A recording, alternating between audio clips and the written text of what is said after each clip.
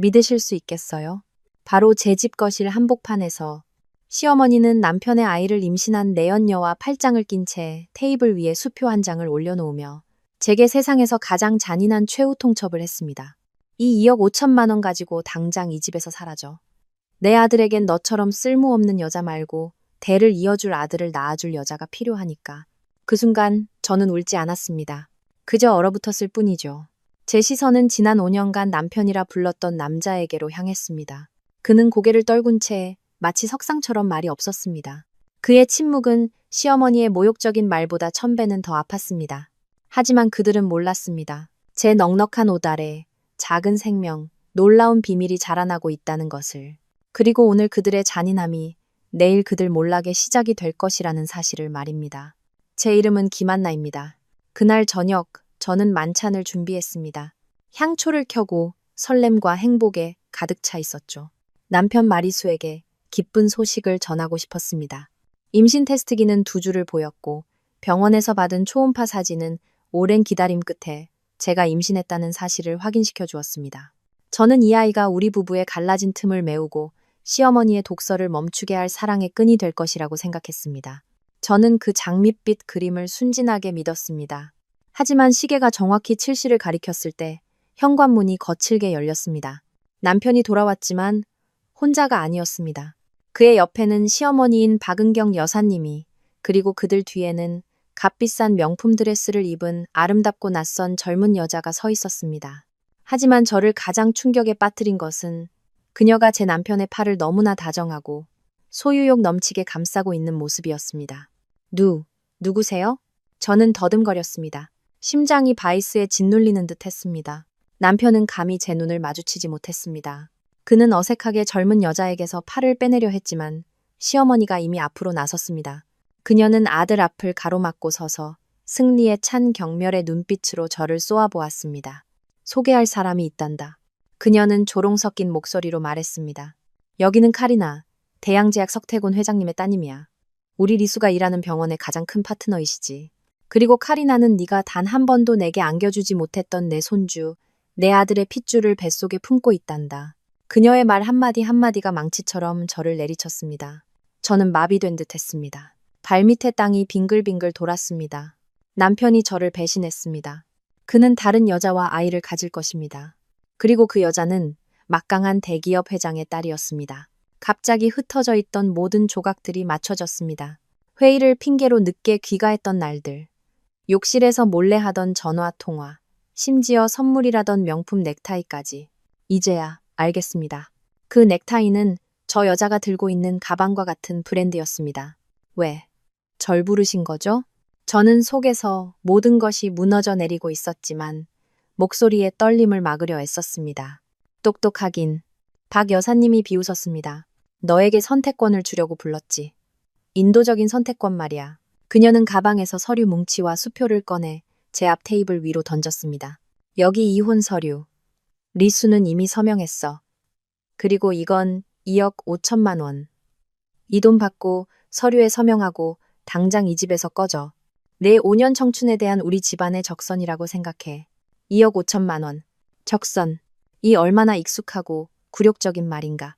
저는 남편을 바라보며 해명을, 그 어떤 보호라도 기대했지만 아무것도 없었습니다. 그는 여전히 침묵한 채 고개를 숙이고 주먹을 꽉 쥐고 서 있었습니다. 그의 침묵이 바로 대답이었습니다. 그는 공범이었습니다. 모든 것에 동의한 것입니다. 그는 명예와 돈을 선택하고 저를 버렸습니다. 우리의 5년 관계를 쓰레기처럼 내던졌습니다. 카리나가 다가와 소파에 앉아 오만하게 다리를 꼬았습니다. 그녀는 배를 쓰다듬으며 승리자의 눈빛으로 저를 보았습니다. 안나 씨, 현명하게 구는 게 좋을 거예요. 리수 씨는 날 사랑하고 난 당신이 평생을 바쳐도 주지 못할 성공을 그에게 안겨줄 수 있어요. 돈 받고 그냥 가세요. 일 복잡하게 만들지 말고요. 일을 복잡하게 만들지 말라니 얼마나 우스운가. 이 비극을 만든 것은 그들이었습니다. 그리고 이제 제게. 제 허벅지 위에 놓여있던 손이 저도 모르게 꽉 쥐어졌습니다. 그러다 저는 천천히 그 손을 들어 제 배 위에 부드럽게 얹었습니다. 이곳에서도 작은 생명이 하루하루 자라고 있었습니다. 제 아이이자 그의 아이가. 하지만 저는 진실을 말해서는 안 된다는 것을 알았습니다. 지금 말하는 것은 스스로를 비참하게 만드는 짓이었습니다. 아이를 이용해 더 이상 내 것이 아닌 남자를 붙잡으려 하는 꼴이 될 테니까요. 제 아이는 그런 도구가 될 자격이 없었습니다. 사랑을 구걸하는 엄마가 아닌 강인한 엄마 곁에서 더 나은 삶을 살 자격이 있었습니다. 끔찍한 냉기가 갑자기 제 영혼을 감쌌습니다.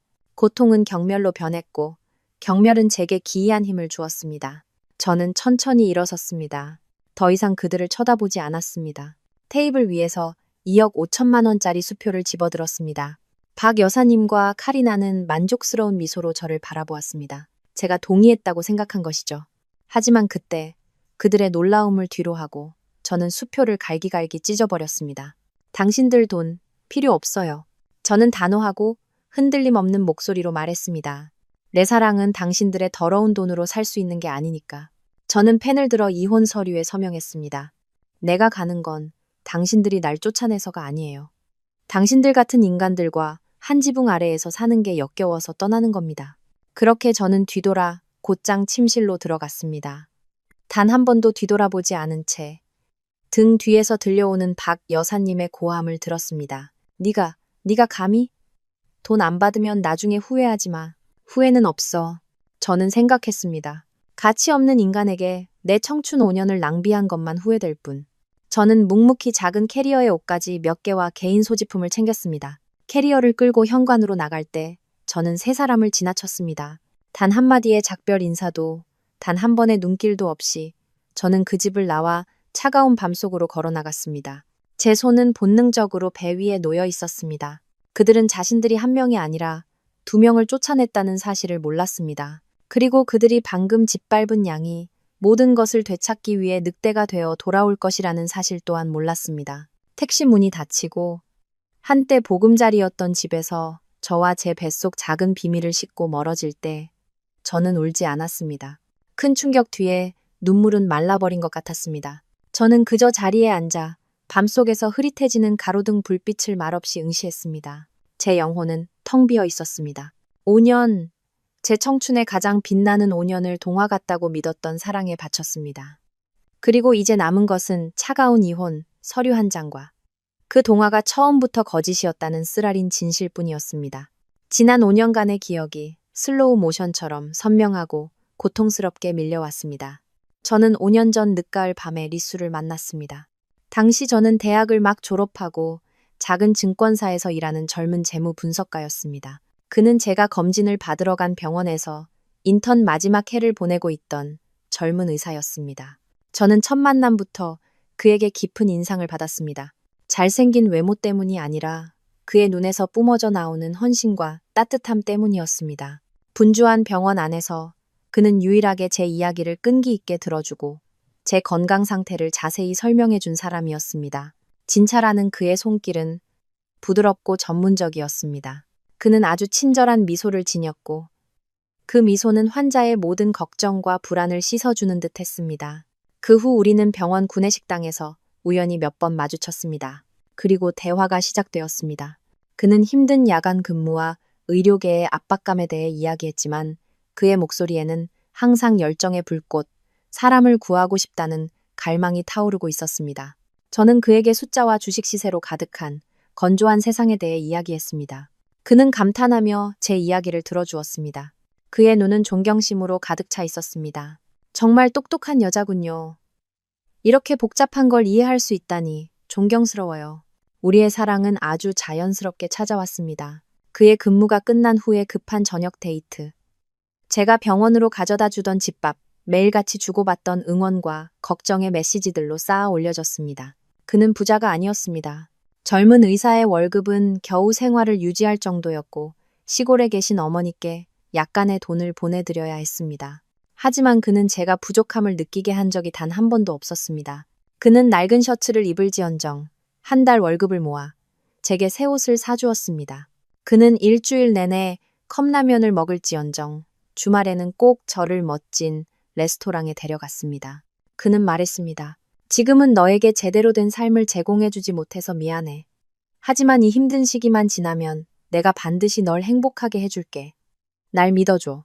저는 그 말을 믿었습니다. 저는 물질적인 것이 필요하지 않았습니다. 그의 진심만 있으면 되었습니다.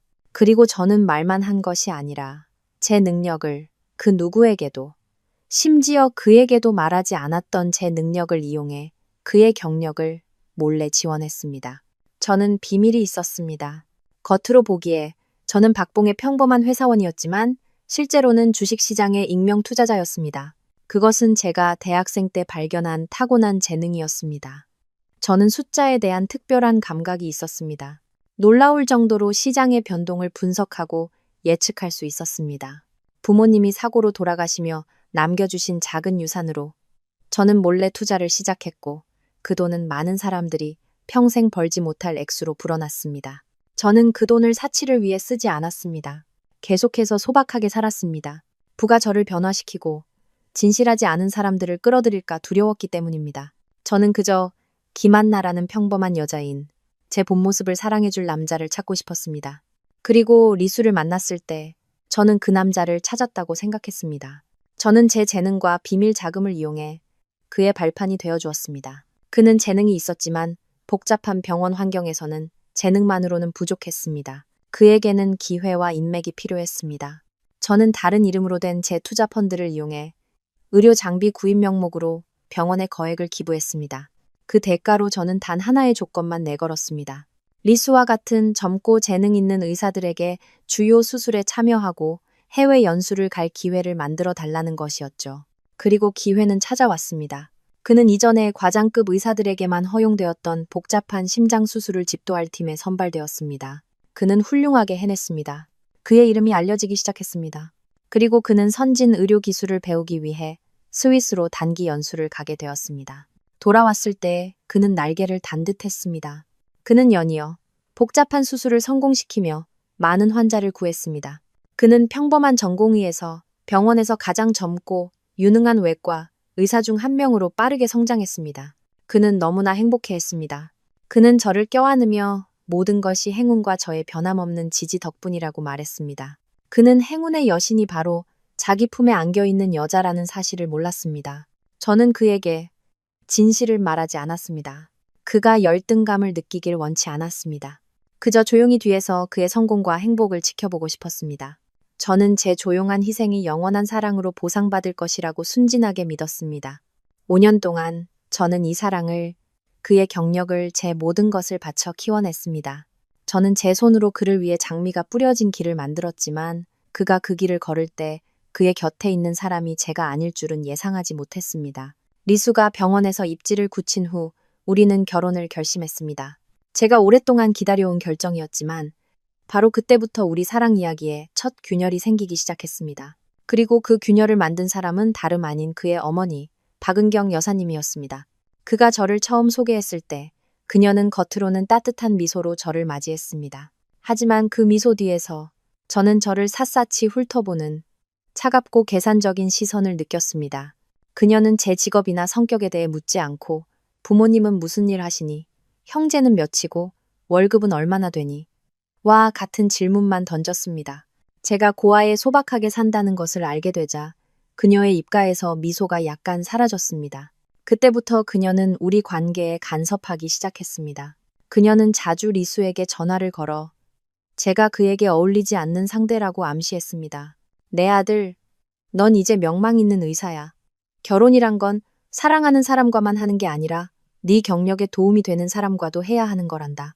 저 아이가 착할지는 몰라도 그 출신으로는 너에게 짐만 될 거야. 시립병원 원장님 딸 좀 봐. 예쁘고 집안도 좋잖아. 그런 사람과 결혼하면 내 경력이 더 순탄해지지 않겠니? 처음에는 리수도 제 편에 서주었습니다. 그는 어머니와 다투었습니다. 엄마, 그렇게 말씀하지 마세요. 전 안나를 있는 그대로 사랑하는 거지 다른 것 때문이 아니에요. 누구의 도움도 필요 없어요. 제 힘으로 해낼 수 있어요. 그 말은 저를 매우 감동시켰습니다. 저는 우리의 사랑이 모든 편견을 이겨낼 만큼 강하다고 믿었습니다. 하지만 그때 모든 것을 바꿔놓을 또 다른 인물이 등장했습니다. 바로 카리나였습니다. 그녀는 리수가 일하는 병원의 전략적 파트셔이자 최대 후원사인 대양제약 석태곤 회장님의 외동딸이었습니다. 카리나는 아름답고 영리했으며 믿을 수 없을 정도로 오만했습니다. 그녀는 원하는 것은 무엇이든 손에 넣는 데 익숙했습니다. 그리고 이번에 그녀가 원한 것은 리수였습니다. 그녀는 공개적으로 그를 쫓아다녔습니다. 그에게 여자친구가 있다는 것을 알면서도 저 같은 평범한 여자는 도저히 따라할 수 없는 수법들을 동원했습니다. 그녀는 그에게 값비싼 명품 선물을 안겼습니다. 그녀는 아버지의 인맥을 이용해 그가 거절할 수 없는 기회들을 만들어 주었습니다. 업무 회의를 핑계로 그를 끊임없이 최고급 레스토랑과 사교 클럽에 초대했습니다. 그녀는 그에게 다른 세상, 즉 권력과 명예의 세상, 그가 한 번도 경험해보지 못한 세상을 보여주었습니다. 그리고 가장 중요한 것은 그녀가 그의 어머니의 야망의 핵심을 정확히 꿰뚫었다는 것입니다. 박은경 여사님은 카리나가 대기업 회장의 딸이라는 것을 알았을 때 마치 보물을 발견한 금광 탐사꾼처럼 기뻐했습니다.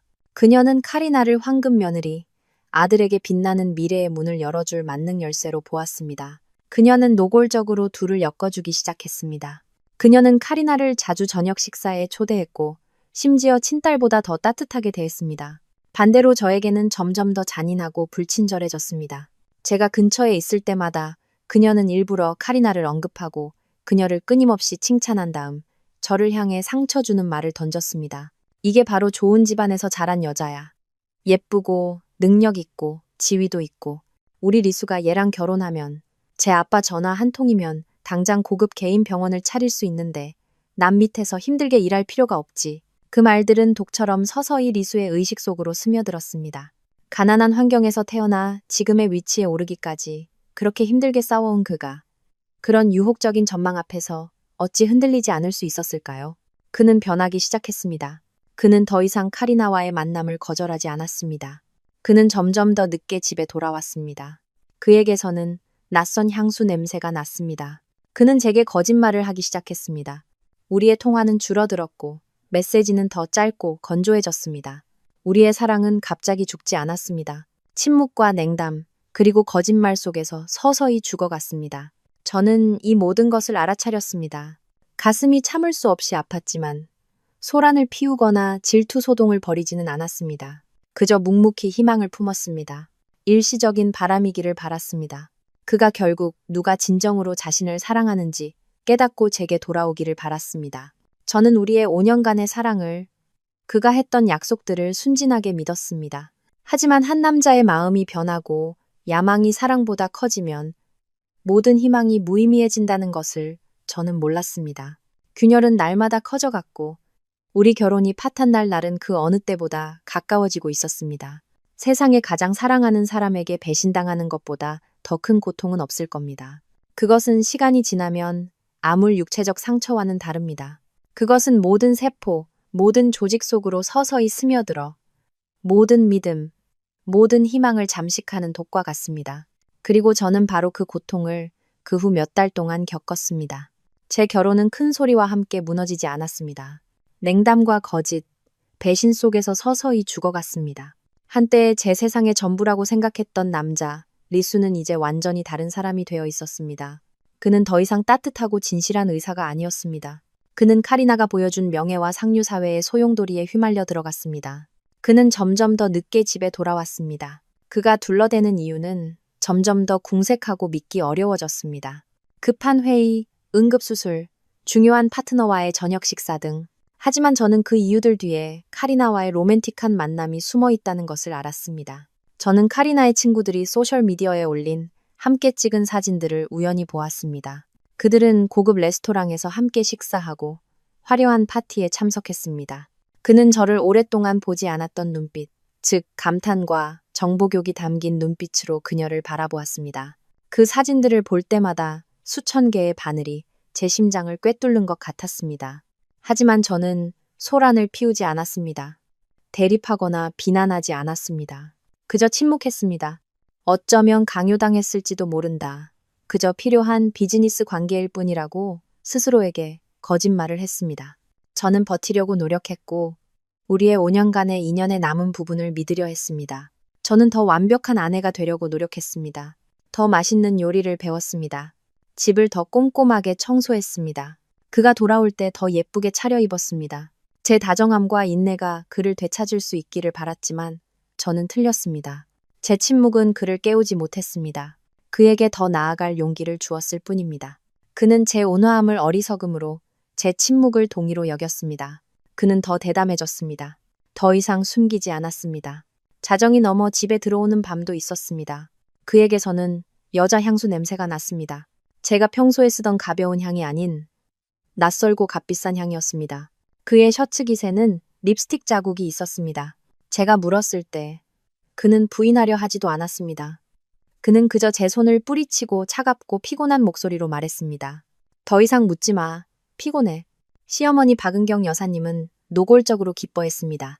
그녀는 제 고통을 자신의 승리로 여겼습니다. 그녀는 제 상처에 소금을 뿌리는 것을 멈추지 않았습니다. 카리나가 집에 올 때마다 그녀는 일부러 저를 불러 차를 따르고 귀한 손님을 위해 과일을 깎게 하는 등 시중을 들게 했습니다.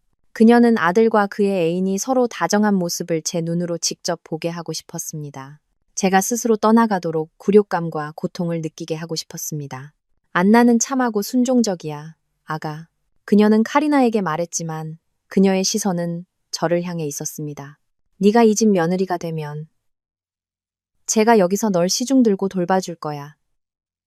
넌 손 하나 까딱할 필요 없어. 그녀는 저를 하녀, 미래 며느리를 위한 공짜 하녀로 보았습니다. 시어머니의 잔인함, 남편의 나약함, 그리고 내연녀의 오만함. 이 모든 것이 제 삶을 짓누르고 제 희망의 마지막 남은 조각마저 질식시키는 바이스가 되었습니다. 저는 그 시절 지옥처럼 살았습니다. 살이 빠지고 초췌해졌습니다. 미소는 제 입술에서 완전히 사라졌습니다. 이혼을 놓아버리고 자유로워지는 것을 생각했지만 결심할 수 없었습니다. 5년의 사랑, 그걸 그냥 잊을 수 있을까요? 저는 여전히 그를 사랑했고 여전히 기적을 바랐습니다. 그리고 기적은 실제로 일어났습니다. 하지만 가장 불가능한 순간에 찾아왔습니다. 제 결혼이 가장 어두운 날들로 곤두박질치고 제가 절망의 벼랑 끝에 서 있던 그때 한 줄기 빛이 나타났습니다. 제가 임신했다는 사실을 알게 된 것입니다. 제가 처음으로 두 줄의 붉은 선이 그어진 임신 테스트기를 보았을 때의 감정은 마법 같았습니다. 제 안의 모든 고통, 모든 상처가 녹아내리고 그 자리를 끝없는 행복, 감격의 눈물이 채웠습니다. 저는 곧 엄마가 될 것이고 아이를 가질 것입니다. 우리 사랑의 결정체를. 저는 임신 테스트기를 끌어안고 욕실에서 홀로 울었습니다. 하지만 이번에는 고통의 눈물이 아니라 행복의 눈물이었습니다. 이 아이는 단순한 작은 생명이 아니라 저의 유일한 희망이었습니다. 그 순간 저는 아이의 등장이 벼랑 끝에 선 우리 결혼을 구할 기적이 될 것이라고 순진하게 믿었습니다.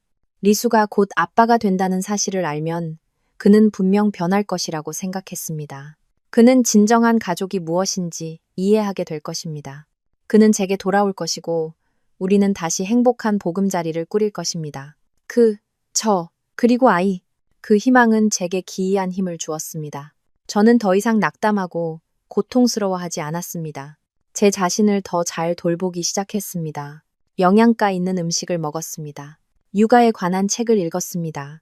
제 작은 천사를 맞이하기 위해 모든 것을 완벽하게 준비하고 싶었습니다. 저는 계획도 세웠습니다. 전화로나 평범한 방식으로는 이 소식을 전하지 않을 것입니다. 그에게 큰 놀라움을 선사하고 싶었습니다. 그의 식어버린 마음을 녹일 수 있는 놀라움을. 저는 우리의 5주년 결혼기념일 날을 그 계획을 실행할 날로 정했습니다. 저는 휴가를 내고 하루 종일 집을 꾸몄습니다. 그가 좋아하던 장미 꽃다발을 사고 로맨틱한 향초를 켰습니다. 주방에 들어가 우리가 처음 만났을 때 그가 가장 칭찬했던 요리들을 모두 만들었습니다. 심지어 그가 제게 청혼했던 밤에 마셨던 것과 같은 와인을 찾아 사왔습니다. 가장 행복했던 날들의 분위기를 재현하여 우리가 얼마나 서로를 사랑했었는지 그에게 상기시켜주고 싶었습니다. 저는 두 줄이 그어진 임신 테스트기와 작은 생명의 희미한 모습이 담긴 초음파 사진을 예쁜 선물 상자에 조심스럽게 넣어 식탁 중앙에 놓았습니다. 저는 그날 저녁을 상상했습니다. 그가 돌아와 로맨틱한 분위기에 놀랄 것입니다. 우리는 함께 식사하고 옛 추억을 회상할 것입니다. 그리고 그때 제가 그에게 이 상자를 건넬 것입니다. 그는 상자를 열고 잠시 멈칫했다가 이내 행복에 겨워 폭발할 것입니다. 그는 저를 꽉 껴안고 용서를 구하며 우리 둘과 아이를 다시는 떠나지 않겠다고 약속할 것입니다. 저는 머릿속에 너무나 아름답고 완벽한 그림을 그렸습니다. 저는 새 옷을 입고 가볍게 화장을 하고 식탁에 앉아 설레는 마음으로 기다렸습니다. 7시. 그는 여전히 오지 않았습니다. 전화를 걸었지만 받지 않았습니다. 걱정이 되기 시작했습니다. 또 그녀와 함께 있는 걸까? 오늘이 무슨 날인지 잊어버린 걸까? 저는 부정적인 생각들을 떨쳐내려 했으며 어쩌면 급한 수술이 있었을지도 모른다고 스스로를 타일렀습니다. 저는 끈기 있게 기다렸습니다. 9시, 10시. 촛불은 거의 다 타버렸습니다. 식탁 위의 음식은 차갑게 식었고 제 마음도 함께 식어갔습니다. 11시가 다 되어서야 마침내 마당에서 그의 차 소리가 들렸습니다. 제 마음속에 다시 희망이 싹 텄습니다. 저는 문으로 달려갔지만 그 희망은 잔인하게 짓밟렸습니다. 문이 활짝 열렸습니다. 그가 돌아왔지만 혼자가 아니었습니다. 그의 옆에는 시어머니 박은경 여사님이, 그리고 그들 뒤에는 도발적인 미소를 입에 문 카리나가 서 있었습니다.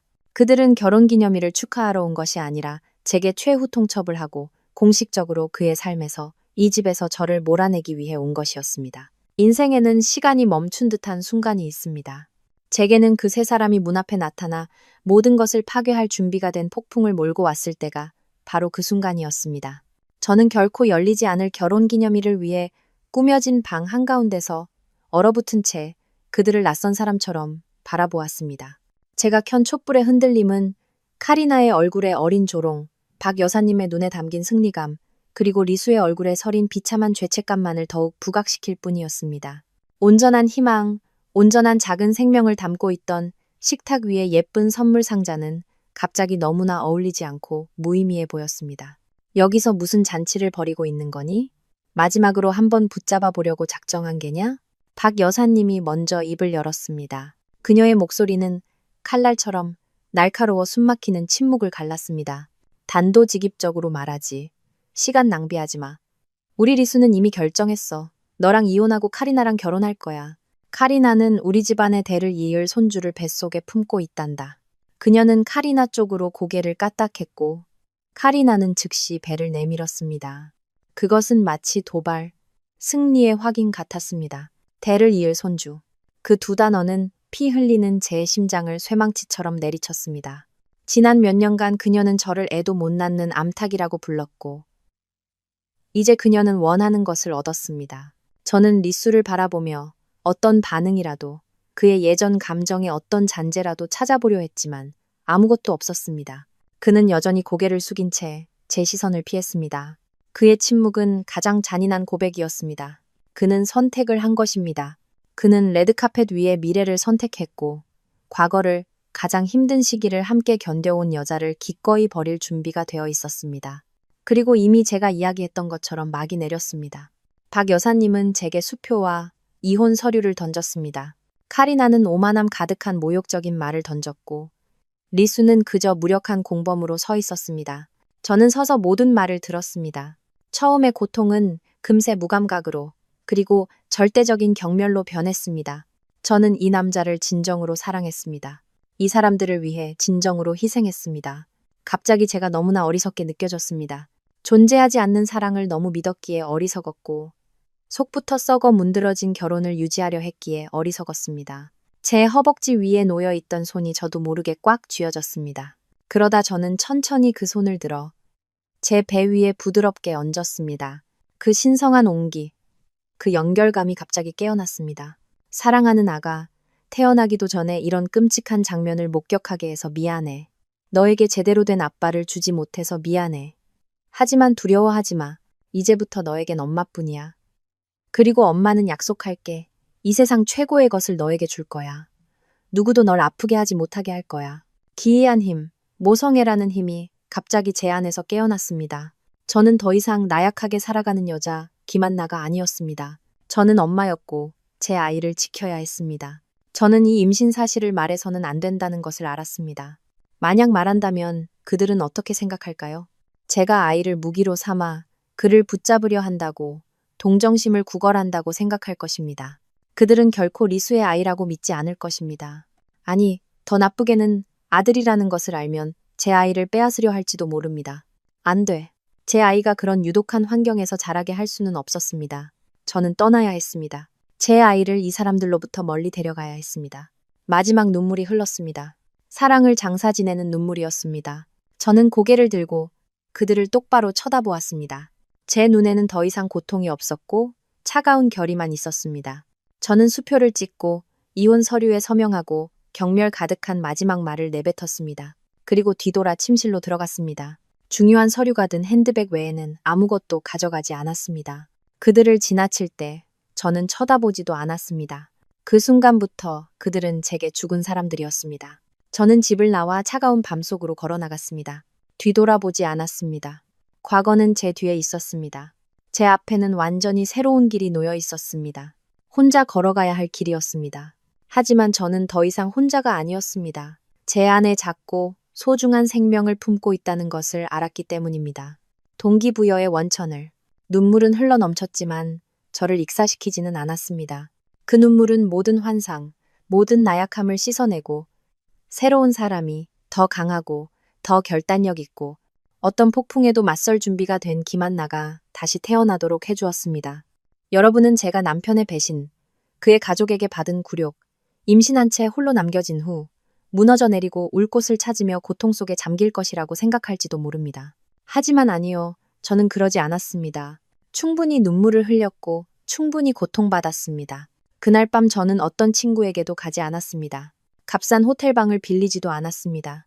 저는 고급 택시를 불러 리수와 그의 가족이 결코 짐작하지 못할 주소로 향했습니다. 그곳은 서울에서 가장 고급스럽고 비싼 주거단지인 강남 시그니처 타워, 진정한 재벌들만이 살 수 있는 곳이었습니다. 저는 호화로운 로비로 들어가 펜트하우스 전용 엘리베이터로 직행했습니다. 제 검은색 마그네틱 카드를 긁자 엘리베이터는 저를 최상층으로 데려갔습니다. 엘리베이터 문이 열렸습니다. 제 앞에는 거의 100평에 가까운 복층 아파트가 펼쳐졌습니다. 고급스럽고 세련된 디자인, 그리고 마법 같은 불빛으로 반짝이는 서울의 야경 전체를 조망할 수 있는 거대한 유리벽이 있었습니다. 이곳이 저의 진짜 집이었습니다. 제 힘으로 번 돈으로 샀지만 남편과 함께 처음부터 보금자리를 만들고 싶다는 순진한 생각에 한 번도 입주하지 않았던 아파트였습니다. 이제 제 인생의 가장 큰 비밀을 밝힐 시간입니다. 저는 박봉의 평범한 재무 분석가가 아니었습니다. 그것은 단지 제가 스스로 만들어낸 껍데기, 역할에 불과했습니다.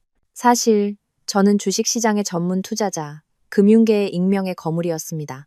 타고난 분석 및 예측 능력과 부모님이 남겨주신 작은 유산이 합쳐져 저는 대학 시절부터 이미 거대한 제국을 몰래 건설했습니다. 저는 거대 기업을 소유하고 있지는 않았지만 제 자산은 아마도 카리나 가족의 대양제약 전체 자산보다 많았을 것입니다. 하지만 저는 항상 그것을 숨겨왔습니다. 저는 소박하고 심지어 약간은 금욕적인 삶을 선택했습니다.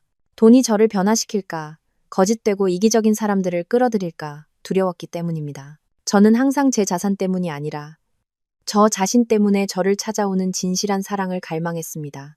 그리고 저는 리수가 바로 그 남자라고 생각했습니다. 저는 모든 것을 포기할 준비가 되어 있었고 그와 함께하기 위해 평범한 가면을 쓰고 사는 것에 동의했습니다. 하지만 저는 틀렸습니다. 그것은 제 인생 최대의 실수였습니다.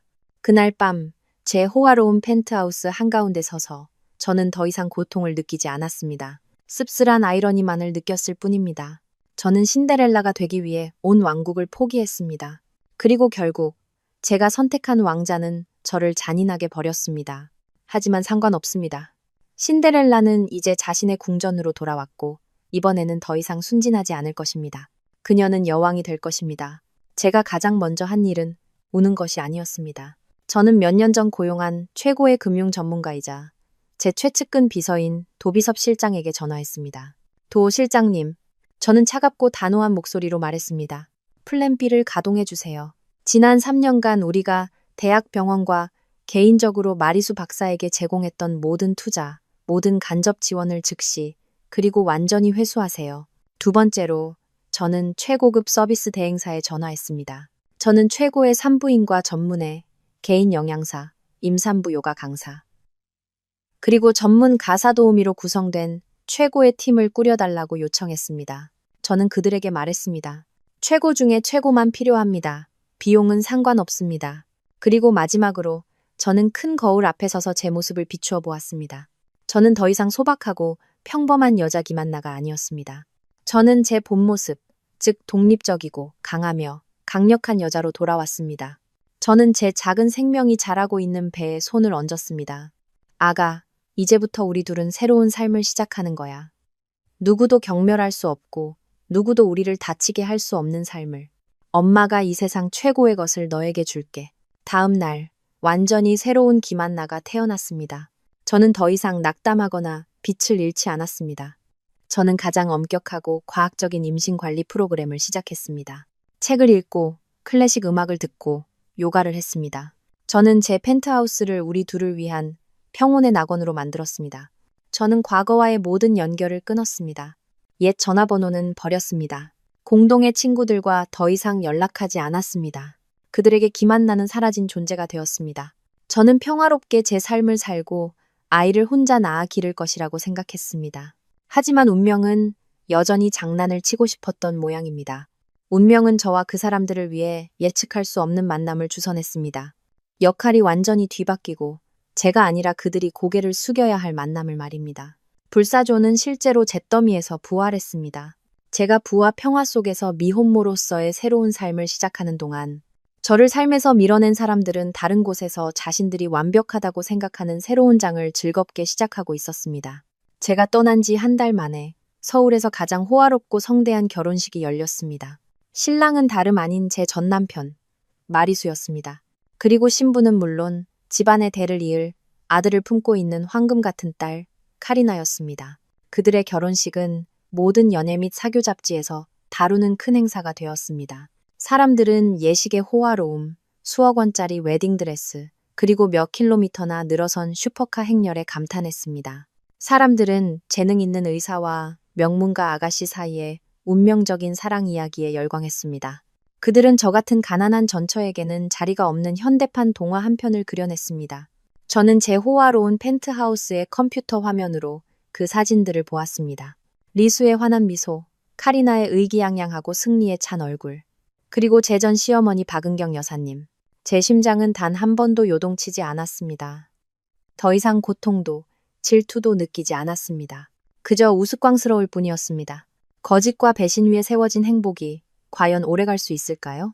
그리고 제가 예상했던 대로 결혼 후 리수의 삶은 그가 상상했던 것처럼 장밋빛이 아니었습니다. 그는 원하는 모든 것을 얻었습니다.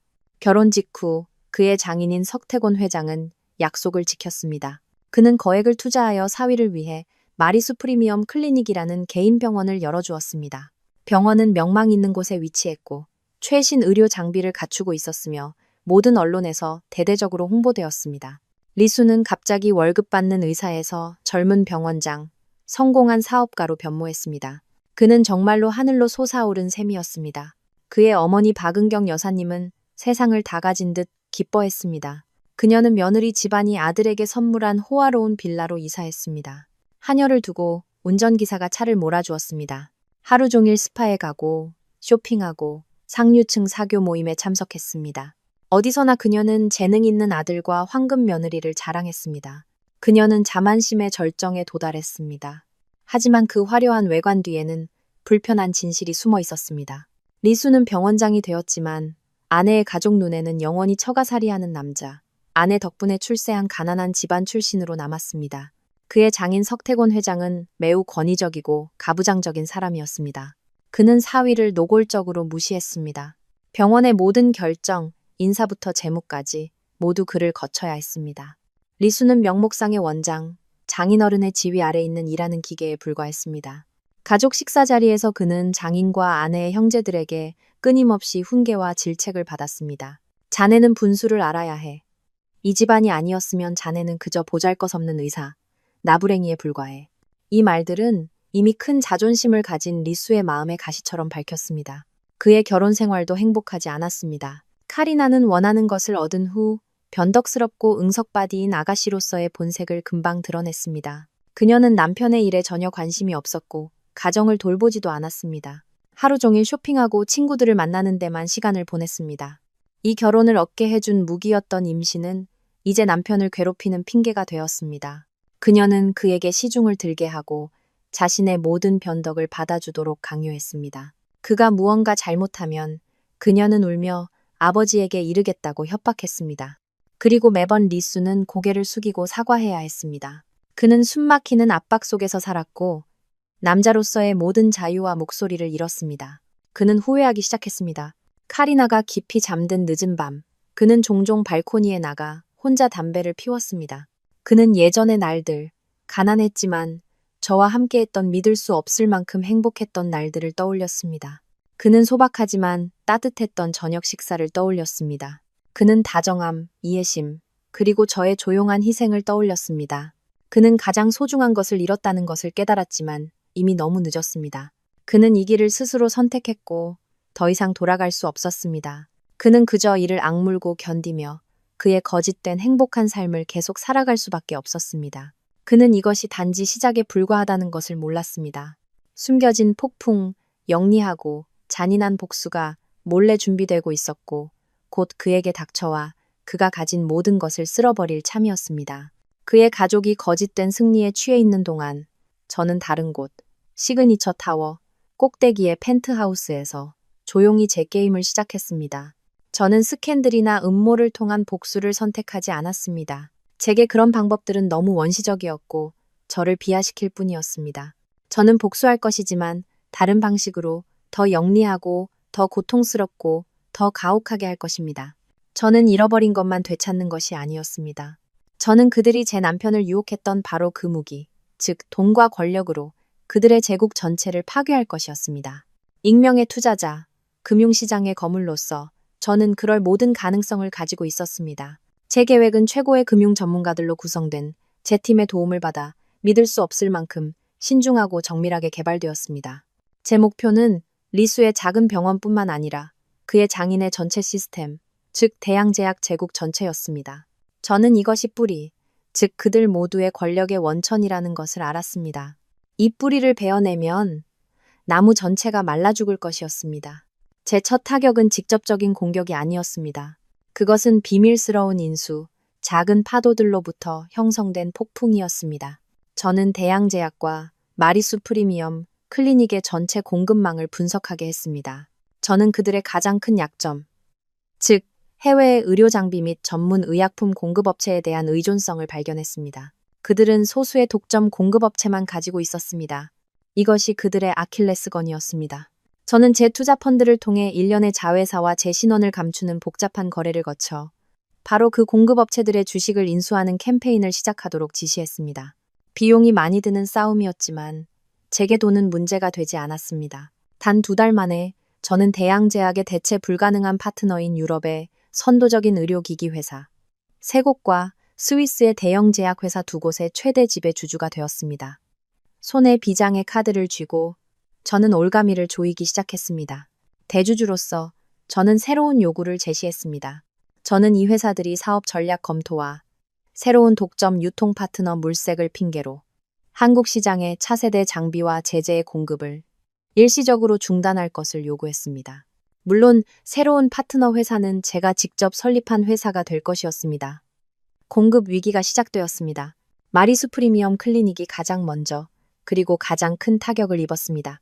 그들은 막 개원했고 홍보를 위해 최신 장비가 필요했지만 이제 그들의 모든 주문은 거절되거나 무기한 연기되었습니다. 환자들에게 약속했던 4D 초음파 장비는 서류상으로만 존재하게 되었습니다. 전문 항암제, 그들이 독점이라고 광고했던 최신 심장학 약물들이 갑자기 시장에서 사라졌습니다. 환자들이 불평하기 시작했습니다. 프리미엄 건강 패키지의 비용을 지불한 사람들은 이제 그에 상응하는 서비스를 받지 못했습니다. 그들이 수백억 원을 투자한 클리닉의 명성은 재앙적으로 떨어지기 시작했습니다. 리수는 불나방처럼 뛰어다니며 대체 공급업체를 찾아다녔지만 소용없었습니다. 모든 주요 공급업체는 이미 제 통제하에 있었습니다. 그는 자신을 옥죄는 보이지 않는 적이 자신이 벌인 전처라는 사실을 꿈에도 몰랐습니다. 그의 장인의 제약회사도 사정이 낫지 않았습니다. 그들은 수익성 있는 유통 계약을 잃었습니다. 수입은 급격히 감소했습니다. 주가는 급락하기 시작했습니다. 항상 자신의 권력을 자랑스러워했던 석태곤 회장도 이제 공황 상태에 빠져 안절부절못했습니다. 그는 끊임없이 욕을 하며 사위의 무능함이 온 가족에게 불행을 가져왔다고 리수를 비난했습니다. 리수의 삶은 정말로 지옥이 되었습니다. 일은 무너져 내렸습니다. 집에서는 장인에게 굴욕을 당했습니다. 아내는 하루 종일 요구하고 질투했습니다. 그는 불면증에 시달렸고 살이 많이 빠졌습니다. 그는 자신의 선택의 대가를 깨달았지만 이 폭풍이 이제 막 시작되었다는 사실은 아직 몰랐습니다.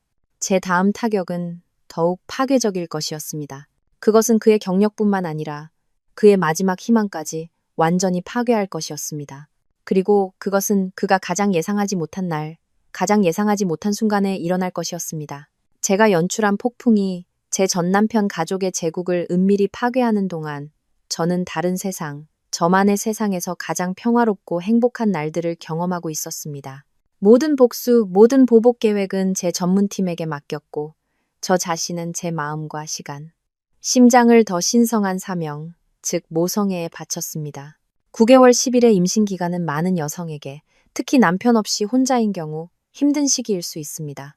하지만 제게 그것은 값을 매길 수 없는 선물, 제가 이전에 결코 경험해보지 못한 자기 발견과 자기의 여정이었습니다. 저는 더 이상 항상 다른 사람들을 위해 바빴던 김한나가 아니었습니다. 이제 저는 더 천천히 살고 제 몸을 사랑하고 돌보는 법을 배웠습니다. 하루하루 제 안에서 자라는 작은 생명을. 매일 아침 저는 더 이상 서둘러 나가지 않았습니다. 클래식 음악에 잠을 깨고 전문가의 메뉴에 따라 영양가 있는 아침 식사를 직접 준비했습니다. 저는 건조한 금융 서적이 아니라 육아에 관한 책, 고전 문학 작품을 읽으며 몇 시간씩 보냈습니다. 저는 제 아이가 엄마 뱃속에서부터 가장 아름답고 순수한 것을 접하기를 바랐습니다. 제 펜트하우스는 낙원 같은 정원으로 변했습니다. 어디에나 푸른 식물과 신선한 꽃이 있었습니다. 저는 큰 방 전체를 아기방으로 꾸몄고 직접 디자인하고 가구 하나, 작은 장난감 하나까지 직접 골랐습니다. 모든 것이 최고, 가장 안전해야 했습니다. 저는 제 아이가 이상적인 조건에서 태어나고 자라도록 하기 위해 최고의 전문가들을 고용하는 데 비용을 아끼지 않았습니다. 매일 개인 요가 강사가 와서 제 몸을 유연하고 건강하게 유지시켜주는 부드러운 운동을 가르쳐 주었습니다. 주말마다 출산 준비와 신생아 돌보기 강좌가 있었습니다. 저는 돈뿐만 아니라 엄마의 모든 사랑으로 모든 것을 준비했습니다. 저는 전혀 외롭지 않았습니다. 오히려 그 어느 때보다 충만함을 느꼈습니다. 제 뱃속의 아이는 최고의 동반자였습니다. 가벼운 태동을 느낄 때마다, 제 배가 불러오는 것을 볼 때마다 제 마음은 말할 수 없는 행복으로 가득 찼습니다. 저는 자주 아이에게 말을 걸고 동화를 들려주고 자장가를 불러주었습니다. 저는 아이가 알기를 바랐습니다. 바깥 세상이 아무리 복잡하고 잔인해도 엄마의 품속에서는 항상 안전하고 무조건적으로 사랑받을 것이라는 것을. 물론 조용한 늦은 밤에 과거의 슬픔이 갑자기 밀려오는 순간도 있었습니다. 손을 잡고 행복해하는 커플, 아내의 배를 부드럽게 쓰다듬는 남자를 볼 때면 가슴이 아려왔습니다. 제 아이는 왜 그런 온전한 사랑을 누릴 수 없는지 자문하기도 했습니다. 하지만 저는 그런 나약한 생각들을 빨리 떨쳐냈습니다. 저는 스스로에게 말했습니다. 나쁜 아버지, 엄마와 아이를 잔인하게 버린 아버지는 아예 없는 것보다 낫다고. 제 아이는 그런 아버지가 필요 없었습니다. 제 아이는 저만 있으면 되었고 그것으로 충분했습니다. 리수의 배신은 저를 무너뜨리지 않았고 오히려 제 안의 비범한 독립심과 강인함을 다져주었습니다.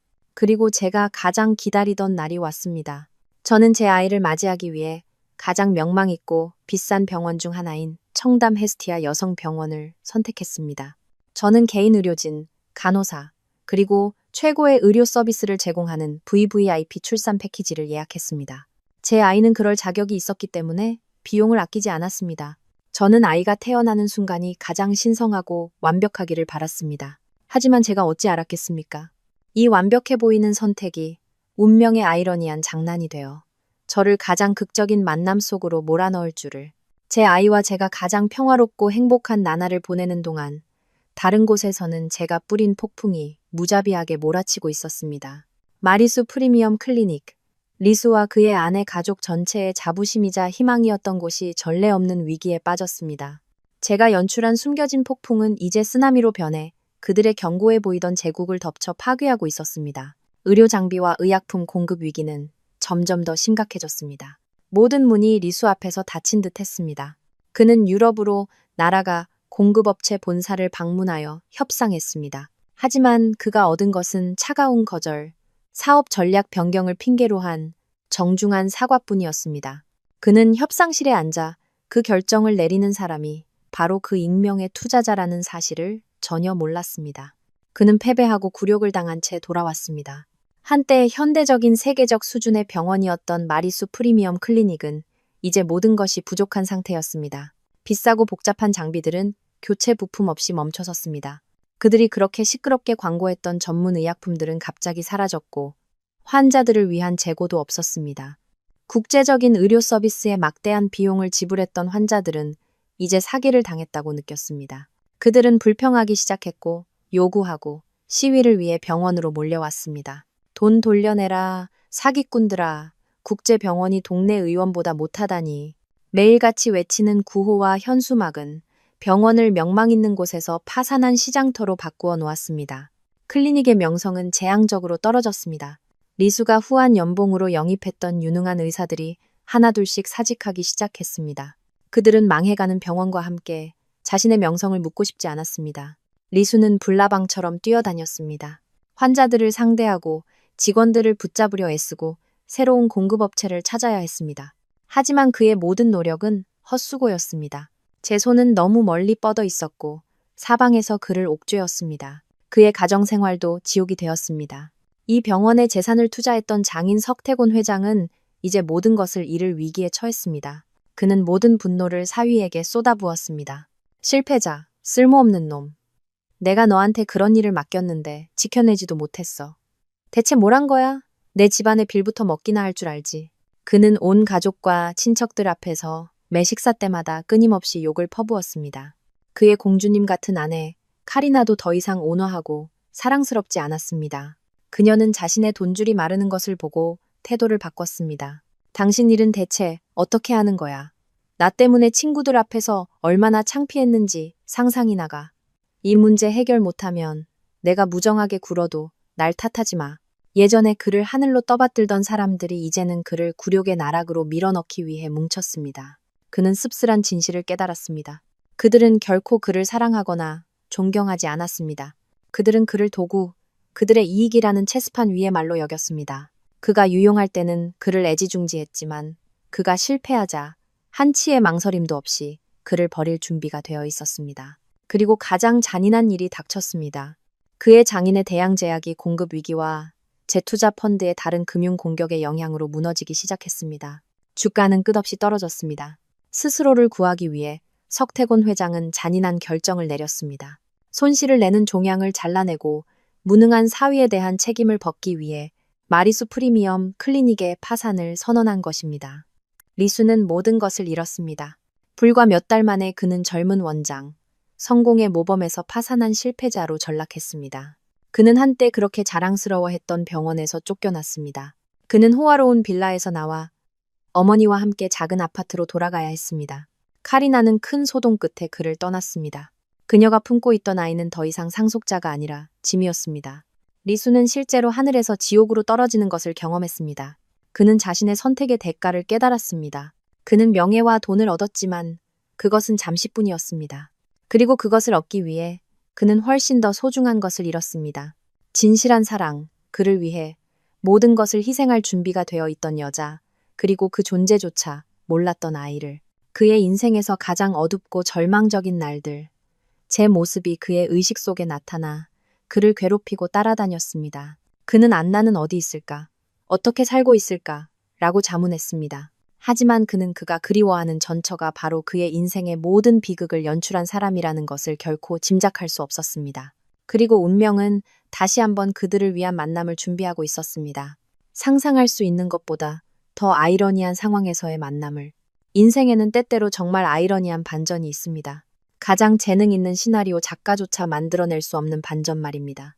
그것은 마치 우리 각자가 운명에 보이지 않는 수에 따라 움직이는 작은 말에 불과한 거대한 체스 게임과 같습니다. 저는 리수와 헤어진 후 우리의 삶이 다시는 교차하지 않는 평행선이 될 것이라고 생각했습니다. 저는 미래의 아이와 함께 부와 평화 속에서 제 삶을 살고 그는 그의 실수에 대한 대가를 치를 것이라고요. 하지만 저는 틀렸습니다. 운명은 우리가 여전히 한 번의 만남, 상상할 수 있는 것보다 더 잔인한 상황에서의 마지막 대결을 빚지고 있다고 결정했습니다. 그날 시계가 정확히 저녁 6시를 가리켰을 때 저는 요가 매트 위에서 명상 자세로 앉아 부드러운 클래식 음악을 듣고 있었습니다. 그때 갑자기 첫 진통이 시작되었습니다. 처음에는 가벼운 수축에 불과했지만 금세 더 강렬하고 세졌습니다. 저는 제 아이, 제 작은 천사가 일찍 오기로 결심했다는 것을 알았습니다. 제 비서인 도비섭 실장은 차분하고 전문적인 중년 남성으로 단 한순간도 당황하지 않았습니다. 그는 즉시 몇 달 전 제가 로열 출산 패키지를 예약했던 청담 헤스티아 여성병원의 한라인에 전화했습니다. 모든 것이 준비되어 있었습니다. 프레지덴셜 분만실, 한국 산부인과계의 황금손으로 불리는 원동만, 교수님이 이끄는 최고의 의료진. 모두가 만반의 준비를 하고 저를 기다리고 있었습니다. 사이렌을 울리는 구급차가 도시의 밤의 정적을 갈랐습니다. 저는 들것에 누워 비명을 지르지 않으려 입술을 깨물었습니다. 제 손은 본능적으로 배 위에 놓여 있었고 아이에게 속삭였습니다. 아가, 무서워하지 마. 곧 엄마를 볼 거야. 우리 함께 해낼 수 있어. 저는 제가 지불한 전문성과 최고의 서비스를 믿으며 절대적으로 침착했습니다. 저는 제 아이가 이상적인 조건에서 태어나기를 바랐습니다. 하지만 하늘의 뜻은 사람이 헤아리기 어렵다는 말처럼 원동만 교수님이 오는 길에 큰 교통사고를 당해 제 시간에 오실 수 없게 되었습니다. 상황은 위급했습니다. 저를 직접 맞이한 병원장은 서둘러 저를 안심시켰습니다. 걱정 마십시오. 비상계획이 있습니다. 원 교수님은 안 계시지만 다른 의사를 부를 겁니다. 그는 최근 우리 병원으로 옮겨온 최고의 외과 및 산부인과 의사입니다. 스위스에서 수년간 진료했으며 전문성이 매우 높습니다. 이보다 훨씬 복잡한 출산도 성공적으로 해냈습니다. 저희를 절대적으로 믿어주십시오. 즉시 마리수 박사님을 부르겠습니다. 마리수 박사. 흔한 그 이름이 제 심장을 순간 멈칫하게 했습니다. 아마 제가 너무 예민했을지도 모릅니다. 고통에 몸부림치는 그 순간 저는 그런 우연에 대해 생각할 힘이 없었습니다. 저는 그저 반쯤 의식이 없는 상태에서 고개를 끄덕이고 제 운명과 아기의 운명을 병원과 그 미지의 마리수 박사의 손에 맡겼습니다. 저는 신속하게 VVIP 분만실로 옮겨졌습니다. 모든 것이 현대적이고 호화로웠지만 저는 거의 인지하지 못했습니다. 간호사들이 저를 둘러쌌습니다. 누군가는 제 혈압을 재고 누군가는 기구를 준비했습니다. 모두가 프로그래밍된 기계처럼 일했습니다. 저는 그저 마리수 박사님이 계셔서 다행이다. 그분 아니었으면 이 케이스 감당 못했을 거야. 맞아요. 오신 이후로 복잡한 출산 얼마나 많이 하셨는데요? 와 같은 신뢰 가득한 대화 조각들만 들었습니다. 몇 분 후 분만실 문이 활짝 열렸습니다. 파란색 수술복과 모자를 쓴 남자가 들어왔습니다. 그의 얼굴은 마스크에 거의 가려져 눈만 보였습니다. 그는 빠르지만 단호하게 걸었고 수석 의사의 전문성을 뿜어냈습니다.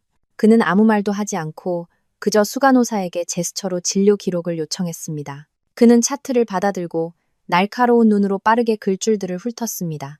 환자기 만나 30세, 임신 39주, 두니분만, 조기 진통 징후, 양막 파수, 특이 병력 없음. 그는 깊고 익숙한 목소리, 제가 먼지가 되어도 결코 잊을 수 없는 목소리로 읽었습니다. 그 목소리를 듣는 순간 제 온몸이 굳었습니다. 진통의 고통이 순간 멈춘 듯 했습니다. 이 목소리, 우연일 리가 없어. 저는 떨면서 고개를 들어 의사의 눈을 보려고 했습니다. 그 눈은 여전히 깊고 약간의 슬픔이 서려 있었지만 결의에 차 있었습니다. 그것은 제가 사랑했던 5년 동안 수천 번을 들여다보았던 바로 그 눈이었습니다. 리수 씨, 저는 속삭였습니다. 제 목소리는 약했고 기계 소음과 제 거친 숨소리에 거의 묻혔습니다. 그 의사는 움찔했습니다. 그는 차트에서 고개를 번쩍 들고 제 눈을 똑바로 쳐다보았습니다. 그리고 그 순간 우리의 시선이 마주쳤을 때 온 세상이 멈췄습니다. 방금 전까지 전문적이고 차가웠던 그의 눈은 극도의 충격과 경악으로 변했습니다. 그는 얼어붙었습니다. 진료 기록이 그의 손에서 바닥으로 떨어졌습니다. 하얀 종이들이 방 안을 흩날렸습니다. 안나, 안나. 그의 입에서 말이 터져 나왔습니다. 그의 목소리는 자신이 보는 것을 믿을 수 없다는 듯 떨렸습니다. 어떻게, 당신이 여기서 뭐 하는 거야? 네, 도움을 요청받은 최고의 의사.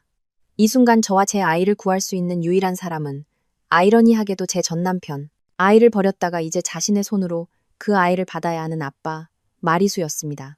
개인 병원의 파산과 아내 가족의 외면 후 그는 자신의 재능과 경험 덕분에 바로 이 국제병원의 외과 의사로 자리를 잡았습니다. 그는 새로 시작하려 했고 죄 많은 과거를 묻으려 했지만 운명이 그에게 이런 만남, 이런 잔인한 보상을 안겨줄 줄은 꿈에도 몰랐을 것입니다. 분만실 전체가 갑자기 무서운 침묵에 잠겼습니다. 심장 박동 모니터에 규칙적인 소리만 들렸습니다. 간호사들, 의료진들, 모두가 무슨 일이 벌어지고 있는지 이해하지 못한 채 우리를 쳐다보며 얼어붙었습니다. 그들은 재능 있는 의사, 병원의 자랑과 신비로운 VVIP 환자가 분명 매우 복잡한 과거를 공유하고 있다는 것을 알았습니다. 리수는 여전히 석상처럼 굳어서 있었습니다. 그는 저를, 그리고 제 큰 배를 쳐다보았습니다. 마스크 아래 그의 얼굴 표정은 충격에서 혼란으로, 그리고 말할 수 없는 당혹감으로 바뀌었습니다. 임신? 당신 임신했어? 그는 더듬거렸습니다. 손가락 하나가 제 배를 가리켰습니다. 그의 목소리가 떨렸습니다. 얼마나, 몇 개월이야? 누구 아이야? 당신 재혼했어? 수천 가지 추측이 그의 머릿속을 맴돌았을 것입니다. 그는 제가 새로운 행복을 찾았고 다른 남자, 그보다 더 부유하고 더 나은 남자의 아이를 가졌다고 생각했을 것입니다. 고통, 질투, 그리고 일종의 상실감, 교훈이 그의 눈에 비쳤습니다. 그는 한때 저를 버렸지만 제가 이제 그 없이 새로운 삶, 새로운 행복을 가졌다는 사실을 견딜 수 없었습니다. 하지만 그때 더 강한 진통이 저를 덮쳐 현실로 돌아오게 했습니다. 아, 저는 소리쳤습니다. 두 손으로 배를 움켜쥐었습니다. 온몸이 뒤틀렸습니다. 설명할 시간도 그와 다툴 힘도 없었습니다. 제 아이의 생명이 지금은 가장 중요했습니다. 선생님, 빨리, 제발, 제 아이를 살려주세요. 저는 그를 쳐다보았습니다. 제 목소리는 애원과 원망이 섞여 있었습니다. 제 비명은 리수의 혼란을 씻어내고 그를 현실로 되돌려 놓는 한 바가지의 찬물 같았습니다. 그는 움찔했습니다. 의사로서의 양심과 의무가 모든 개인적인 감정을 이겨냈습니다. 그는 서둘러 장갑을 끼고 돌아서서 의료진에게 큰 소리로 말했습니다. 그의 목소리는 평온함, 결단력, 그리고 권위를 되찾았습니다. 모두 제자리로. 태아 심박수 하강 중, 산모 혈압 상승, 두니 분만, 고위험, 보조기구 빨리 준비해. 팀 전체가 즉시 신속하고 전문적으로 움직였습니다. 리수는 제게 몸을 숙였습니다. 그는 더 이상 죄 많은 전남편이 아니었습니다. 그는 다시 책임감 있는 의사가 되었습니다. 그는 마스크를 벗었고 예전보다 야위고 초췌해진 얼굴이 드러났습니다. 안나 씨, 내 말 들어요. 그는 제 눈을 똑바로 쳐다보았습니다. 그의 목소리는 엄격하면서도 이상하게 안심이 되었습니다. 지금 절대적으로 침착해야 해요. 모든 개인적인 감정은 접어두고 아이만 생각해요. 심호흡, 내쉬고. 그렇죠. 날 믿어요. 무슨 일이 있어도 내가 아이를 안전하게 데려올게요. 알겠어요? 저는 그의 눈을 보았습니다. 같은 눈이었지만 이제는 회피하지도 죄책감에 차 있지도 않고 의사로서의 약속, 결의로 가득 차 있었습니다. 저는 눈물을 흘리며 고개를 끄덕였습니다. 얼마나 아이러니한가. 이 순간 제 목숨과 아이의 목숨을 맡겨야 할 남자가 바로 저를 배신했던 남자라니. 하지만 저에게는 다른 선택이 없었습니다. 출산은 믿을 수 없을 만큼 어렵고 위험했습니다. 예상대로 두니 분만과 조기 진통으로 인해 저는 몇 시간 동안의 고통과의 싸움 끝에 거의 기진맥진했습니다. 더 이상 못할 것 같다는 생각이 드는 순간도 있었습니다. 의식이 희미해지기 시작했지만 그때 리수의 목소리가 제 귓가에 단호하고 힘차게 들려왔습니다. 힘내요, 안나 씨. 포기하지 마. 조금만 더. 아이를 위해서. 아이를 생각해요. 그는 제 이름을 불렀습니다. 그는 방금 깨달은 진실을 통해 제게 힘을 전달하고 있었습니다. 그리고 마지막 노력 끝에, 참을 수 없는 고통의 순간들 끝에 울음소리가 터져 나왔습니다. 응애, 응애, 응애. 세상 최고의 음악처럼 맑고 우렁찬 울음소리가 분만실의 긴장된 분위기를 갈랐습니다. 제 아이가 태어났습니다. 3.2kg의 사랑스럽고 건강한 아들이었습니다. 축하합니다. 간호사가 기쁜 목소리로 외쳤습니다. 저는 안도의 한숨을 내쉬었습니다. 온몸의 긴장이 풀렸습니다. 기쁨의 눈물이 뺨을 타고 흘러내렸습니다. 하지만 리수를 보았을 때 저는 그가 미동도 없이 서 있는 것을 보았습니다. 그는 하얀 수건에 쌓인 작고 분홍빛 생명체를 품에 안고 있었습니다. 그는 아이를, 그리고 저를 쳐다보았습니다. 그의 눈은 충격과 말로 표현할 수 없는 감격으로 크게 뜨여 있었습니다. 그는 제 아이의 얼굴을 보았습니다. 자신을 꼭 빼닮은 얼굴을, 눈, 높은 코, 귀의 모양까지. 모든 의심이 사라졌습니다. DNA 검사는 필요 없었습니다. 한눈에 알 수 있었습니다. 내 핏줄, 이 아이. 그는 떨리는 목소리로 속삭였습니다. 나를 닮았어. 그리고 그는 저를 보았습니다. 그의 눈은 의심으로 가득했지만 희망도 있었습니다. 안나, 진실을 말해줘. 이 아이, 정말 내 아이야? 저는 대답하지 않고 그저 미소 지었습니다. 피곤하지만 만족스러운 미소. 제 침묵은 가장 확실한 대답이었습니다. 그 순간 리수는 완전히 무너져 내렸습니다. 그는 더 이상 침착하고 유능한 의사가 아니었습니다. 그는 그저 한 남자, 잔인한 진실과 참을 수 없는 죄책감에 직면한 아버지였습니다. 그는 아내가 자신의 핏줄을 품고 있다는 사실도 모른 채 그녀를 버렸습니다. 그는 신성한 9개월의 여정을 모두 놓쳤고 이제는 자신이 잔인하게 버렸던 아이를 자신의 손으로 받아야 했습니다. 이보다 더 잔인하고 씁쓸한 형벌은 없었습니다. 그는 분만실 한가운데 제 침대 옆에 무릎을 꿇었습니다. 그는 여전히 작고 소중한 보물인 양아기를 조심스럽게 품에 안고 있었습니다. 그는 고개를 숙였고 어깨가 떨렸습니다. 그는 죄인의 후에 가득한 눈물을 흘렸습니다. 미안해, 미안해. 아들아, 아빠를 용서해다오.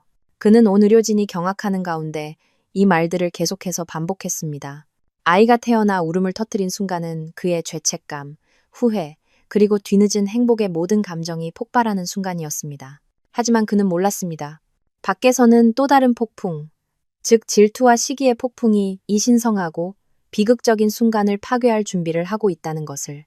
극적이고 눈물겨운 출산 후 저는 VVIP 회복실로 옮겨졌습니다. 평생 꿈에도 생각지 못했을 방이었습니다.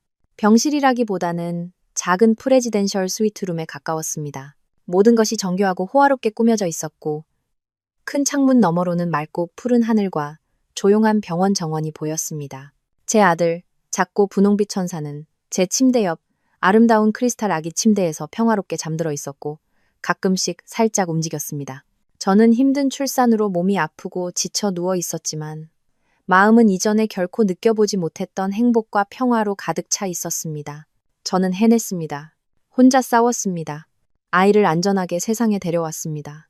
과거의 모든 고통, 모든 굴욕이 녹아내리는 것 같았습니다. 아들의 잠든 얼굴을 볼 때마다 리수에 관해서는 그는 의사로서의 의무를 다한 후에도 떠나지 않았습니다. 그는 말없는 그림자처럼 방 한구석에 조용히 서 있었습니다. 그의 눈은 끊임없이 우리 모자를 향해 있었습니다. 그 시선은 후회와 안타까움, 그리고 다가와서 자기 아이를 만지고 싶은 갈망으로 가득 차 있었지만 그는 감히 그러지 못했습니다. 그는 더 이상 그럴 권리가 없다는 것을 알았습니다. 제가 우연히 그를 쳐다볼 때마다 그는 급히 고개를 숙이고 제 시선을 피했습니다. 자신의 죄책감이 그를 괴롭히고 있었습니다. 그는 몇 마디 사과를 하려 했지만 저는 대답하지 않았습니다. 여전히 화가 나서가 아니라 무슨 말을 해야 할지 몰랐기 때문입니다. 모든 말이 그 순간에는 무의미하게 느껴졌습니다. 하지만 이 깨지기 쉬운 평화는 오래가지 않았습니다. 제가 예상했던 폭풍이 마침내 제가 상상했던 것보다 더 격렬하고 터무니없게 터져나왔습니다. 명문가 아가씨인 카리나의 남편, 마리수 박사가 그의 전처로 밝혀진 신비로운 VIP 환자의 출산을 집도했다는 소식이 빠르게 퍼져나갔습니다. 아마도 어떤 간호사가 입이 가벼웠거나 운명의 또 다른 장난이었을 겁니다. 그리고 이 소식은 들불처럼 박은경 여사님과 카리나의 귀에 들어갔습니다. 그들에게 이것은 단순한 우연이 아니라 모욕이고 도발이며 용서할 수 없는 일이었습니다.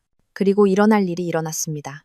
제 스위트룸 문이 노크도 허락도 없이 바닥을 울리는 쾅소리와 함께 거칠게 열렸습니다. 제가 가장 보고 싶지 않았던 두 여자, 박 여사님과 카리나가 먹잇감을 갈기갈기 찢을 준비가 된 두 마리 성난 암사자처럼 들이닥쳤습니다. 박 여사님은 얼굴이 시뻘겋고 머리는 헝클어졌으며 명품 옷조차 구겨져 보였습니다. 카리나는 임신 마지막 달임에도 불구하고 여전히 하이힐을 신고 있었고 짙은 화장을 하고 있었습니다. 그녀의 눈은 저를 산채로 잡아먹을 듯이 불타올랐습니다. 네가 감히 여길 다시 나타나? 박 여사님이 먼저 소리쳤습니다. 그녀의 목소리는 복도 전체에 경멸적으로 울려 퍼져 다른 방의 의사와 환자들이 내다보게 만들었습니다. 내 아들이 널 이미 쫓아냈는데 감히 어딜 들러붙어? 무슨 수작을 부려서 여기서 네 출산을 집도하게 만든 거야? 이까짓 비싼 방에 돈 좀 썼다고 뭐라도 된 줄 알아? 이 뻔뻔한 여우 같은 년. 카리나는 제 침대로 직행했습니다. 그녀는 저를 경멸적으로 쳐다보더니 잠든 제 아들을 보았습니다. 그녀의 시선은 악의로 가득 차 있었습니다. 아들까지 낳았네. 축하해. 그녀는 비꼬듯 말했습니다. 누구씨인지 궁금하네. 쫓겨난 지 얼마 되지도 않아서 다른 남자애를 낳다니. 행동이 빠르시네. 아니면 일부러 덫을 놓은 건가? 이 사생아를 이용해서 우리 가족을 망치고 리수 씨를 되찾으려고? 그녀는 저를 모욕했습니다. 제 무고한 아이를 모욕했습니다. 어른들의 다툼에 대해 아직 아무것도 모르는 아이를. 제 속에서 피가 끓어올랐습니다. 저에 대한 어떤 모욕도 참을 수 있었지만 누구도 제 아이를 단 한마디라도 건드리는 것을 허락하지 않을 것입니다. 저는 온 힘을 다해 일어나려 했습니다. 출산 후의 고통이 온몸을 꿰뚫었지만 제 마음속 분노에 비하면 아무것도 아니었습니다. 당장 나가세요. 여긴 병실이지. 당신들이 스캔들이나 벌일 시장 바닥이 아니에요. 스캔들? 오늘 내가 너한테 교훈을 하나 가르쳐주마. 박 여사님은 간호사들의 제지를 무시하고 소리쳤습니다. VIP실 돈 좀 냈다고 네가 뭐라도 된 줄 알아? 내 며느리한테서 리수를 되찾을 생각은 꿈도 꾸지 마. 카리나가 내 손주를 품고 있다고. 너랑 네 사생아는 낄 자리 없어. 엄마, 카리나. 여기서 뭐 하는 거야? 줄곧 구석에서 조용히 서 있던 리수가 마침내 깨어났습니다. 그는 앞으로 달려와 저와 아이 앞에 보호막처럼 서서 병아리를 지키는 어미닭처럼 팔을 벌렸습니다. 여긴 병원이야. 집이 아니라고. 당장 조용히 하고 여기서 나가. 네가 감히 죄를 감싸? 박 여사님이 돌아서서 아들의 옷을 움켜쥐었습니다. 날카로운 손톱이 그의 가슴을 파고들었습니다. 쟤 때문에 온 동네가 우리 욕하는 거 알아? 네가 전처랑 놀아난다고 말이야. 넌 여전히 내 아들이야. 그만. 리수가 절망과 고통 속에서 소리쳤습니다. 그는 생전 처음으로 어머니에게 목소리를 높였습니다. 저 충분히 고통받았어요. 제가 실수했어요. 모든 걸 잃었어요. 더 이상 실수하고 싶지 않아요. 엄마, 카리나, 가요. 안 가. 오늘 내가 이 계집애한테 교훈을 가르쳐 줄 거야. 예의가 뭔지 보여주겠어. 카리나가 악을 썼습니다. 질투가 그녀의 이성을 마비시켰습니다. 그녀는 리수를 밀치고 제 아들이 누워있는 아기 침대로 달려들었습니다. 아들은 소음 때문에 움직이며 울기 시작했습니다. 그녀는 제 아이에게 무슨 짓을 하려 했습니다. 감히! 리수와 제가 동시에 소리쳤습니다. 저는 고통에도 불구하고 아들을 지키기 위해 침대에서 뛰쳐나가려 했습니다. 하지만 바로 그 끔찍한 순간, 카리나의 손이 제 아이에게 거의 닿았을 때 문에서 차갑고 권위 있는 목소리가 들려왔습니다. 즉시 멈추시오. 방 전체가 멈춘 듯 했습니다. 모두가 문 쪽으로 돌아섰습니다. 그곳에는 서류 가방을 든 검은 양복 차림의 남자가 서 있었습니다. 그의 얼굴은 극도로 심각했습니다. 제 비서이자 개인 변호사인 도비섭 실장이었습니다. 그는 혼자 오지 않았습니다. 그 뒤에는 전문 보안 회사의 제복을 입은 2명의 큰 경호원과 매우 심각한 표정의 경찰관 2명이 따르고 있었습니다. 변호사와 경찰의 갑작스러운 등장은 모녀를 압도했습니다. 당신은 누구요? 왜 여기 있는 거요? 박 여사님이 더듬거렸습니다. 그녀의 모든 공격적인 무례함은 사라지고 혼란과 두려움으로 대체되었습니다. 도 변호사는 그녀를 쳐다보지도 않았습니다. 그는 아기 침대 옆에 여전히 굳어있는 카리나에게 직행했습니다. 그는 두꺼운 서류철과 태블릿을 꺼냈습니다. 당신이 카리나 씨 맞습니까? 그는 얼음장 같은 목소리로 물었습니다. 저는 제 의뢰인인 대형 투자자를 대리하는 변호사입니다. 우리는 당신의 부친 석태곤 회장의 대양제약이 입찰 비리, 위조 의약품 제조 및 판매, 그리고 수천억 원대의 탈세 혐의에 대한 완전한 증거를 확보했습니다. 뭐라고요? 카리나는 입을 떡 벌렸습니다. 그녀의 얼굴은 종이처럼 하얘졌습니다. 거짓말이야. 우리 아버지는 정직하게 사업하셔. 명예훼손이야. 명예훼손? 도 변호사가 비웃었습니다. 그는 태블릿을 켰고 거기에는 석태곤 회장이 공무원으로부터 뇌물 가방을 받는 모습이 담긴 몰래카메라 영상이 재생되었습니다. 모든 서류, 증거, 이 영상들과 녹취록, 주요 증인들의 진술서는 이미 검찰에 넘어갔습니다. 아마 지금쯤 당신의 아버지, 삼촌들, 그리고 이 사슬에 연루된 모든 사람들이 검찰 조사를 받고 있을 겁니다. 그는 경찰관들을 향해 돌아섰습니다. 카리나 씨와 박은경 씨에 관해서는 환자실에 무단 침입하여 공공질서를 어지럽히고 타인을 모욕하고 명예를 훼손했습니다. 제 의뢰인은 법에 따른 엄중한 처벌을 요구합니다. 카리나의 온 세상이 무너져 내렸습니다. 그녀는 비틀거리다 바닥에 주저앉았습니다. 그녀의 아버지, 전체 제약 제국, 그녀의 자부심과 유일한 버팀목이 단 한순간에 무너져 내렸습니다. 박 여사님은 온몸을 떨며 서 있었습니다. 마침내 그녀는 모든 것을 이해했습니다. 아들의 병원 파산부터 시댁의 몰락까지 이 모든 것이 우연이 아니었습니다. 그 뒤에는 모든 것을 통제하는 보이지 않는 손, 무서운 힘이 있었습니다. 그리고 그 힘은 바로 그녀가 잔인하게 내쫓았던 소박하고 쓸모없다고 여겼던 며느리였습니다. 그녀는 결코 건드려서는 안 될 사람의 분노를 샀던 것입니다. 그녀의 연극은 정말로 끝났습니다. 경찰은 박 여사님과 카리나에게 조사를 위해 동행해 줄 것을 요청했습니다. 카리나는 히스테릭하게 울고 소리쳤습니다. 그녀는 단 하루 만에 모든 것을 잃었다는 진실을 받아들일 수 없었습니다. 박 여사님은 더 이상 소리치지 않고 침묵했습니다. 그녀의 눈은 초점 없이 텅 비어 있었습니다. 아마 그녀는 이제야 자신이 졌다는 것을, 자신이 가장 경멸했던 쓸모없는 며느리에게 완전히 졌다는 것을 깨달았을 겁니다. 그들이 끌려나가다 제 앞을 지날 때 그녀는 갑자기 멈춰서서 증오와 두려움이 뒤섞인 복잡한 감정의 눈빛으로 저를 보았습니다. 너 대체 정체가 뭐니? 그녀가 속삭였습니다. 저는 대답하지 않았습니다. 그저 동정과 냉담함이 뒤섞인 시선으로 그녀를 말없이 바라볼 뿐이었습니다. 그 질문에 대한 답은 아마 그녀가 평생 알지 못할 것입니다. 그들이 연행된 후 방에는 저와 제 아들, 그리고 리수만이 남았습니다. 그는 처음부터 끝까지 모든 것을 목격했습니다. 그는 모든 것을 이해했습니다.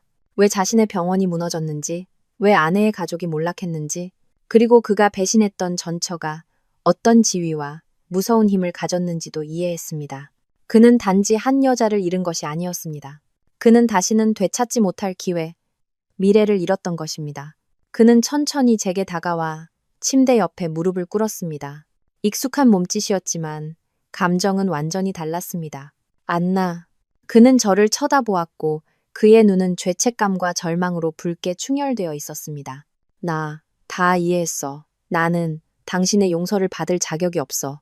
돌아와 달라고. 감히 부탁하지도 못하겠어. 그럴 권리가 더 이상 없다는 걸 아니까. 다만 한 가지만 부탁할게. 그는 몇 시간 전까지 존재조차 몰랐던 잠든 작은 아들을 보았습니다. 내가 이 아이의 아빠가 되게 해줘. 내 아들에게 저지른 잘못을 만회할 기회를 줘. 아무것도 바라지 않을게. 뭐든지 할게. 너희 둘을 위해 노예처럼 일할게. 그냥 아이가 자라는 걸 보고 내 아들이라고 부를 수 있게만 해줘. 제발. 부탁이야. 그는 바닥에 머리를 박았습니다. 진정으로 모든 것을 잃은 남자의 통곡이었습니다. 저는 그를 보았습니다. 제 마음은 상반된 감정으로 가득 찼습니다. 그에게 기회를 주어야 할까? 제 아이는 아빠가 필요했습니다. 하지만 그런 아빠, 한때 우리 둘을 잔인하게 버렸던 남자, 불의 앞에서 침묵했던 남자가 그럴 가치가 있을까? 저는 오랫동안 생각했습니다. 제 아이를 보고, 제 발치에 무릎 꿇은 남자를 보고, 그리고 마침내 최종 결정을 내렸습니다. 일어나요, 리수 씨. 저는 조금의 원망도 없는 차분한 목소리로 말했습니다. 누구를 위해 노예처럼 일할 필요 없어요. 당신은 여전히 내 아이의 아버지예요. 그건 변할 수 없는 사실이죠. 아이의 혈관에 흐르는 피는 당신의 것이니까 내가 그 권리를 뺏을 수도 없고 내 아들이 아버지가 누군지 모르고 자라게 하고 싶지도 않아요. 리수의 눈에 희망의 빛이 스쳐 지나갔습니다. 그 말은 내가 아들을 찾아와도 되고 돌봐주고 아빠의 의무를 다해도 된다는. 잠깐만요. 저는 그의 말을 끊었습니다. 잠시 멈춘 후 저는 그의 눈을 똑바로 쳐다보았습니다. 제 목소리는 단호해졌습니다. 단지 아이의 아버지로서의 역할만이에요. 우리 둘 사이는. 당신의 어머니와 그 여자가 날 모욕할 때 당신이 침묵했던 그날 모든 게 정말 끝났어요. 보호받지 못하는 사랑은 지붕 없는 집과 같아요. 어떤 폭풍으로부터도 누구도 지켜줄 수 없죠. 그는 얼어붙었습니다. 그는 저를 이해했습니다. 저는 용서할 수는 있었지만 잊을 수는 없었습니다. 그와 그의 가족이 제게 남긴 상처는 너무 깊었고 결코 완전히 아물지 않을 것이었습니다. 그는 저를 영원히 잃었습니다. 그는 그저 멀리서 아들과 함께하는 우리의 행복을 지켜보며 남은 평생을 후회와 안타까움 속에서 살아가야 할 것입니다. 그것이 아마도 그에게 가장 큰 형벌일 것입니다. 여기까지가 제 이야기입니다. 그날 이후 카리나의 가족은 공식적으로 파산을 신청했습니다. 그녀의 아버지는 저지른 범죄에 대해 매우 무거운 형을 선고받았습니다. 그녀와 박 여사님 역시 자신들의 행동에 대해 법의 심판을 받았습니다. 리수는 모든 것을 잃었습니다. 그는 경력도, 가정도, 심지어 그를 가장 사랑했던 여자도 잃었습니다. 그는 자신의 나약함과 야망에 대해 너무나 비싼 대가를 치렀습니다. 저에 관해서는 저는 그에게 돌아가지 않았습니다. 저는 미혼모의 삶을 선택했습니다. 저는 모든 것, 돈, 지위를 가졌지만 저에게 진정한 행복을 가져다주는 가장 소중한 것은 그것이 아니라는 것을 깨달았습니다. 그것은 제 품에 안긴 작은 생명입니다. 그것은 고통스러운 과거를 놓아주고 앞으로 나아가는 영혼의 자유입니다. 저는 잔인하게 복수할 필요가 없었습니다. 제 내면의 평화, 제 아이와 함께하는 행복이 바로 저를 배신한 사람들에게 가장 달콤하고 씁쓸한 복수였기 때문입니다.